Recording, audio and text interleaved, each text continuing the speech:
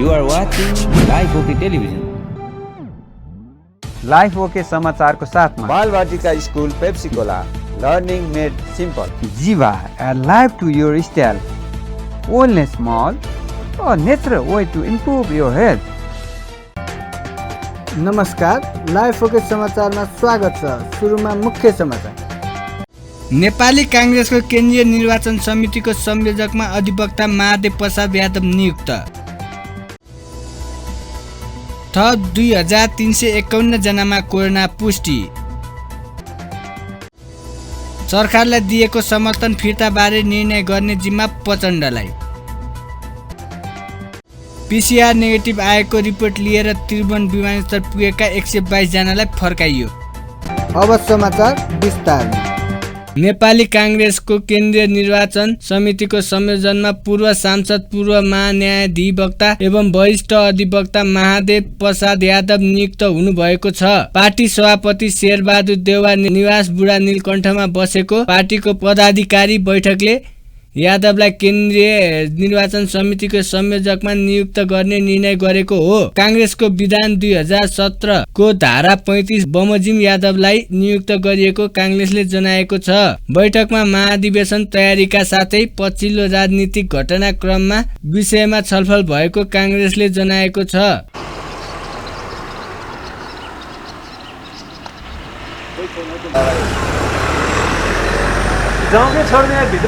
यहाँ पुगे आइपुगिसक्यो क्या।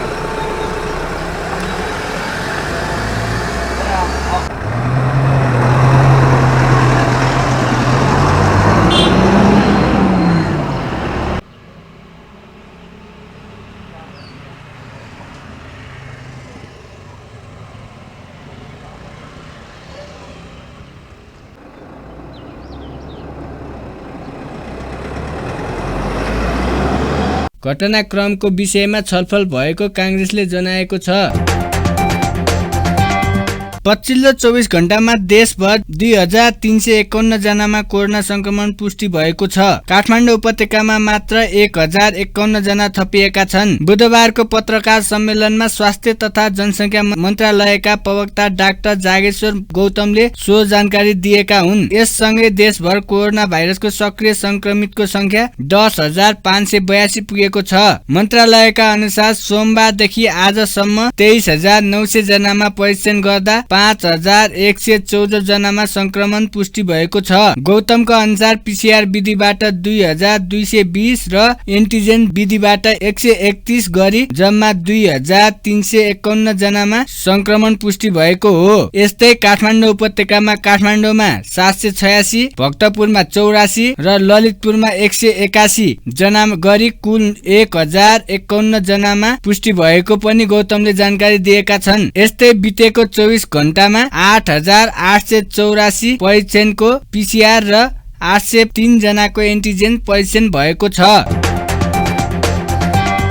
नेकपा माओवादी केन्द्रले सरकारलाई दिएको समर्थन फिर्ताबारे निर्णय गर्ने जिम्मा पार्टी अध्यक्ष पुष्पकमल दाहाल प्रचण्डलाई दिने निर्णय गरेको छ। पार्टी कार्यालय पेरिस डाँडामा बुधबार बसेको माओवादी स्थायी कमिटी बैठकले सरकारलाई दिएको समर्थन फिर्ताबारे निर्णय गर्ने जिम्मा प्रचण्डलाई दिएको हो। वर्तमान केपी ओलीको नेतृत्वमा रहेको वर्तमान सरकारलाई समर्थन नरहेको औपचारिक लिखित जानकारी कहिले दिने भन्ने निर्णय गर्ने अधिकार पार्टी अध्यक्ष प्रचण्डलाई दिइएको माओवादी प्रवक्ता नारायण काजी श्रेष्ठले जानकारी दिनुभयो। बैठकले राष्ट्रिय एकता र राष्ट्रिय स्वाधीनताको रक्षा, सम्पूर्ण लोकतान्त्रिक शक्तिहरूको एकता, संविधान र लोकतन्त्रको रक्षा, सच्चा कम्युनिस्टको एकतालाई केन्द्रबिन्दुमा राखेर सम्पूर्ण नीति, योजना र कार्यक्रम अगाडि बढाउने निष्कर्ष निकालेको प्रवक्ता श्रेष्ठले बताउनु भयो। त्यस आधारमा नै सबै राजनीतिक देशभक्त शक्तिहरूसँग छलफल अघि बढाउने निर्णय पनि बैठकले गरेको छ।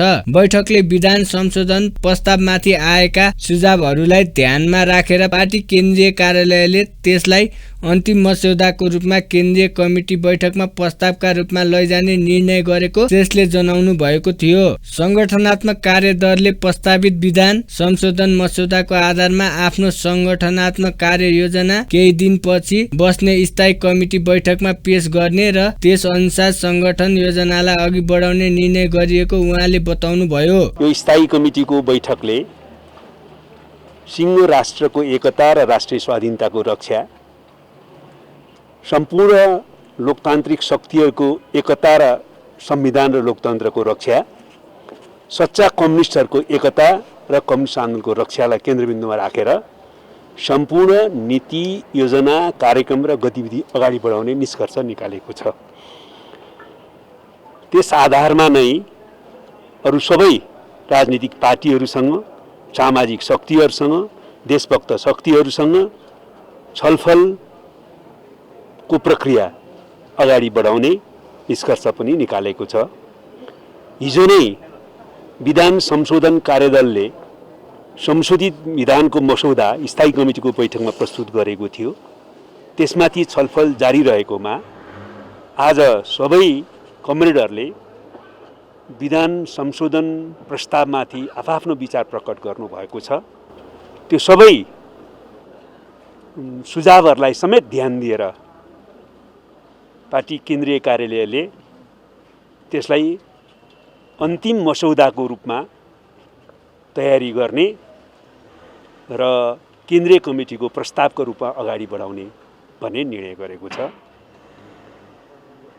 त्यसैगरी संगठनात्मक कार्यदलले प्रस्तावित विधान संशोधन मसौदाका आधारमा आफ्नो संगठनात्मक कार्ययोजना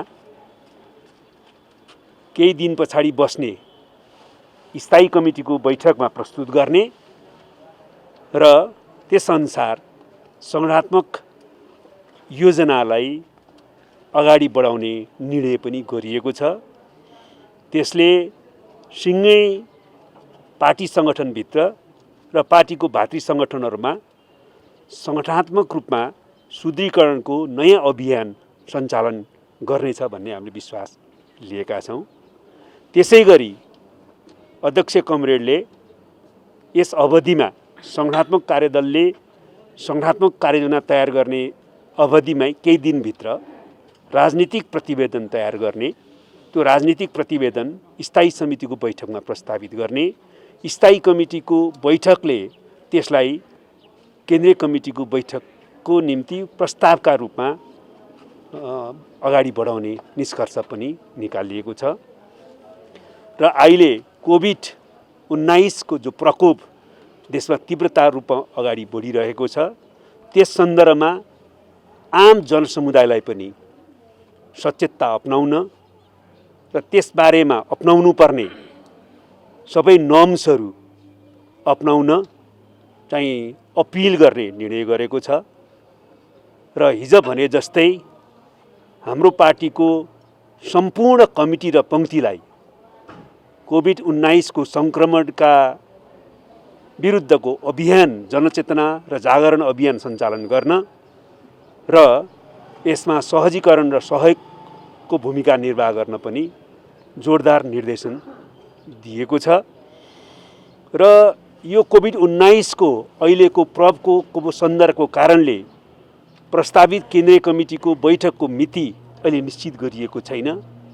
यो स्थिति के कस्तो हुन्छ त्यसलाई पनि ध्यान दिएर छिटै केन्द्रीय कमिटीको बैठकको बारेमा मिति तय गरिनेछ। वर्तमान केपी ओली प्रधानमन्त्री रहेको यो सरकारलाई हाम्रो पार्टीको समर्थन नरहेको बारेमा औपचारिक जानकारी दिने प्रश्न हो। त्यो बारेमा कहिले दिने औपचारिक लिखित जानकारी भन्ने बारेमा निर्णय गर्ने अधिकार अध्यक्ष प्रचण्डलाई दिइएको छ। आगामी बैठकमा अध्यक्ष प्रचण्डले राजनीतिक प्रतिवेदन पेश गर्ने निर्णय पनि बैठकले गरेको छ। बैठकले कोभिड-19 को सङ्क्रमणको विरुद्धको जनचेतना अभियान सञ्चालन गर्न पार्टी पङ्क्तिलाई निर्देशन दिएको प्रवक्ता श्रेष्ठले जानकारी दिनुभयो।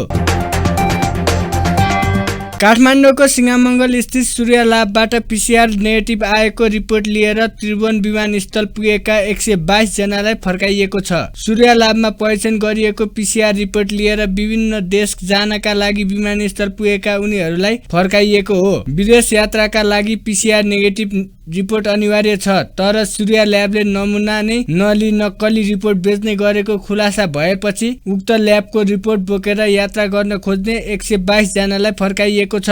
विमानस्थलबाटै फर्काइएपछि उनीहरूले विरोध जनाएका थिए। सो क्रममा उनीहरूलाई प्रहरीले नियन्त्रणमा लिएको छ। सरकारबाटै स्वीकृति प्राप्त ल्याबमा आफूहरूले परीक्षण गर्दा पनि सरकारले विदेश जान रोकेको भन्दै उनीहरूले आपत्ति जनाएका छन्। मेरो परिचय, मेरो नाम मोहम्मद जावेद आलम, घर सुनसरी, जिल्ला इनरवा, हरिनगर गाउँपालिका, वार्ड नम्बर 2। मेरो PCR पर्सि नै मैले गरेको, रिपोर्ट आइसकेको छ, तर जान दिँदैन यहाँ एयरपोर्टबाट जान दिँदैन। अनि त्यसपछि एयरपोर्टमा आएर रोकेर बिहानैदेखि 6 बजेदेखि, आज बिहान म 6 बजे आएको, यहाँ 6 बजेदेखि रोकिरहेछ। 6 बजेदेखि भित्र पस्न दिँदैन भन्छ। यो PCR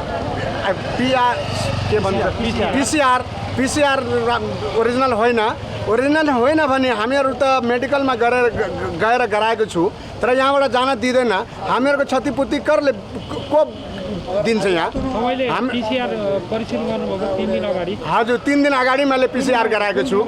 यहाँ के लेखिरहेको सूर्यमा, हजुर सूर्यमा गरेको छु, सूर्य हेल्थ क्याम्पमा। त्यसपछि हाम्रो क्वारेन्टाइनको बुक पनि भइरहेछ। आज लास्ट टाइम हो हाम्रो, 11 बजेर नेपाली टाइममा हाम्रो फ्लाइट थियो कतार एयरवेजको, 11 बजेर 5 मिनटमा।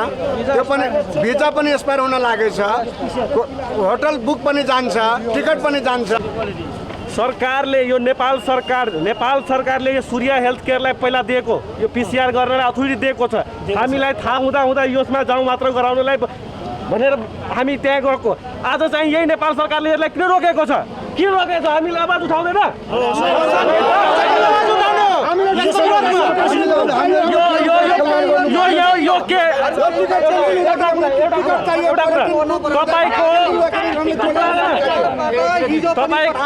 तपाईँको हिजो उसलाई सिल गरेपछि, हिजोदेखि बन्द गरिदिएपछि उसको रिपोर्टै आउँदैन। हामी त गराएको मान्छे हो, हाम्रो के दोष छ त्यसमा?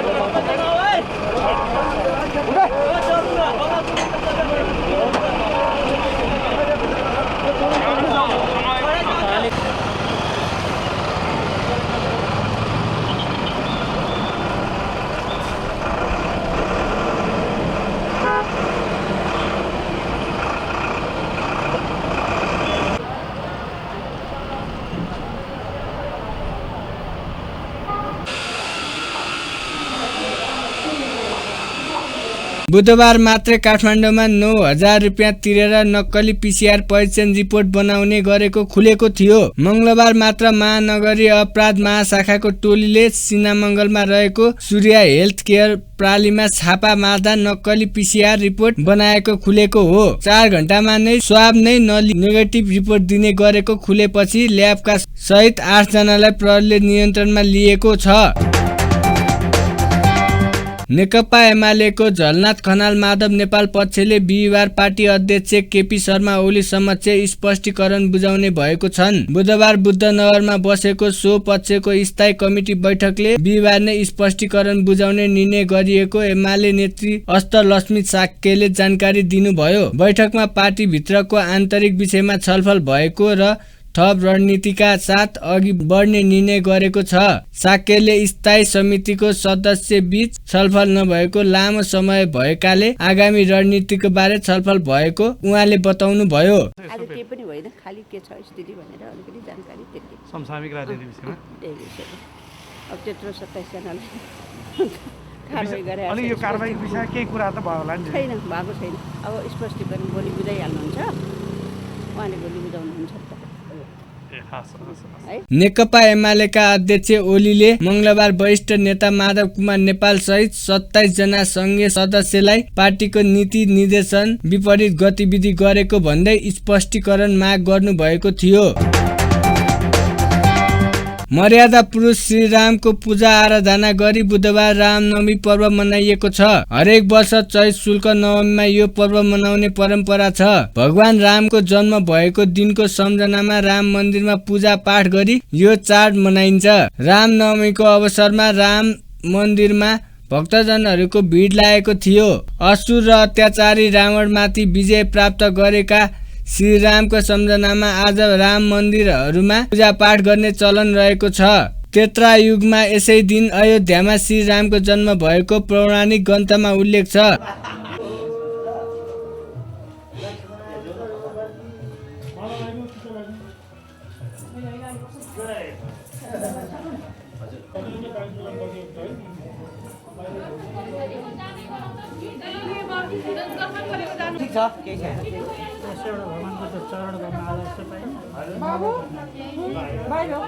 फुल प्रसाद बाहिर छ।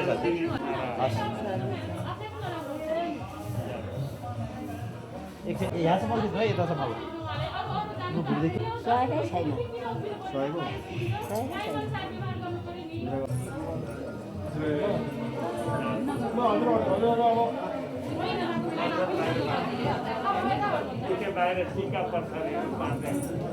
अनि भित्र आउने हो, गइदिनु त भने मानिदिनु। बाहिर छ सबै फुल प्रसादहरू सवारी हुँदाखेरि लिएर जाने हो। अब हरेक त्यहाँ राख्नु त सबै हिर्काइदिन्छन् मान्छेहरूले। देशभरका विभिन्न पवित्र नदी, ताल तथा कुण्डमा स्नानका साथ व्रत बसी राम गीता पाठ गर्ने चलन छ। यो दिन जनकपुरको प्रसिद्ध दुधमती नदीमा नुहाई राम जानकी मन्दिरमा पूजा पाठ गर्दा मनोकांक्षा प्राप्त हुने जनविश्वास छ। मंगलबार घटेको सुनको मूल्य वैशाख 8 गते बुधबार बढोत्तर भएको छ। यस दिन सुन तोलामा 1300 रुपियाँले वृद्धि भएको हो। नेपाल सुन चाँदी व्यवसायी महासंघको तथ्याङ्क अनुसार आज छापावाल सुन प्रति तोला 92,000 रुपियाँ र तेजाबी सुन प्रति तोला 91,500 रुपियाँ कारोबार भइरहेको छ। अघिल्लो कारोबारको दिन मंगलबार सुन तोलामा 300 रुपियाँले घटेर प्रति तोला 90,700 रुपियाँ खरिद बिक्री भएको थियो। वैशाख लागे निरन्तर सुनको मूल्य उकाली लागेको थियो, जुन मंगलबार मात्र ओह्राल लागेको थियो। चाँदीको भाउ लगातार 4 दिन एकै भावमा कारोबार भए पनि बुधबार भने वृद्धि भएको छ। यस दिन चाँदीको तोलामा 10 रुपियाँले बढेर प्रति तोला 1310 रुपियाँ किनबेच हुँदैछ। वैशाख 3 गते यता चाँदीको भाउ स्थिर रहेर प्रति तोला 1300 रुपियाँ कायम भएको थियो। साताको चौथो कारोबारको दिन बुधबार नेप्से परिसूचक 32.41 अङ्कले घटेको छ। निकै उतार चढाव बीच मंगलबार झिनो अङ्कले सुधार भएको शेयर बजारमा बुधबार पूर्ण पहिरो गएको छ। यस दिन समग्र नेप्से परिसूचक 1.22% घटेको हो। यसै सँगै बुधबार नेप्सेमा अन्तिम कारोबार हुँदै 2632.21 बिन्दुमा पुगी बजार बन्द भएको छ। त्यस्तै बजारमा ठूलो तथा राम्रा कम्पनीको मापन गर्ने सेन्सेटिभ इन्डेक्स पनि यसै दिन 1.29% ले घटेको छ। 6.21 अङ्कले घट्दै यस दिन सेन्सेटिभ इन्डेक्स 473.40 बिन्दुमा झरेको नेप्सेले देखाएको हो। समग्र नेप्से परिसूचक घटे पनि यस दिन कारोबार रकम भने केही सुधार देखिएको छ। मंगलबार 216 कम्पनीको 1,23,69,501 किता शेयर कुल 5,53,86,17,640 रुपियाँमा खरिद बिक्री भएको थियो। बुधबार भने 214 कम्पनीको 1,37,87,221 किता शेयर कुल 5,77,22,51,203 रुपियाँमा खरिद बिक्री भएको छ। नेपाल घरेलु मैदानमा जारी त्रिकोणात्मक T20 सिरिजको फाइनलमा प्रवेश गरेको छ। सिरिज अन्तर्गत बुधबार नेदरल्यान्ड्स र मलेसिया बीचको खेल बराबरी भएपछि नेपाल फाइनल पुगेको हो। नेपाल एक खेल अगावै फाइनल पुगेको हो। नेपालसँग नेदरल्यान्ड पनि फाइनल पुगेको छ। मलेसिया भने बाहिरिएको छ। त्यसअघि टियु क्रिकेट मैदानमा बुधबार वर्षाले प्रभावित बनाएको रोमाञ्चक खेल बराबरी भएको हो। वर्षाले पटक पटक प्रभावित गरेको नेदरल्यान्ड्सले जितका लागि 13 ओभरमा 120 रनको लक्ष्य दिएको थियो, तर मलेसियाले जवाफी ब्याटिङ गरिरहँदा वर्षाले पूर्ण खेल रोकिएको थियो।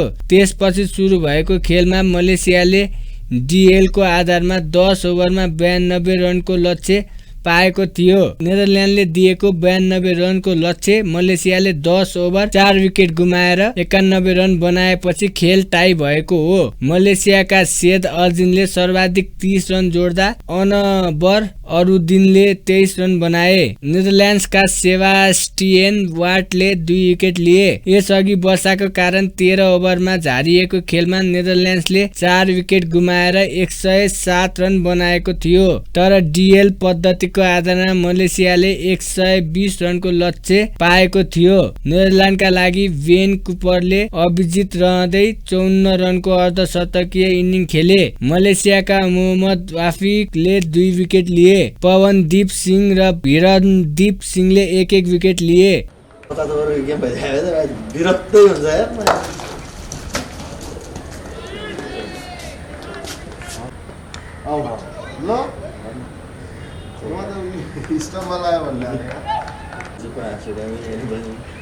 विकेट किपर चेन्ज रहेपछि त्यो दामी भयो।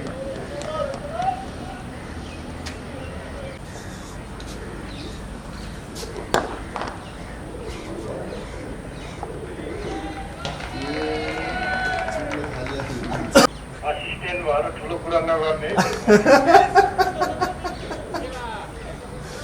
पर्सि लिएर आइदिनु पर्सि लिएर आइदिनु दामी गोल हान्छ।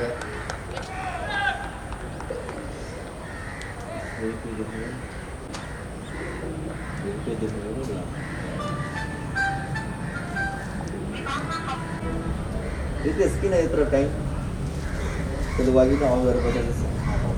Not out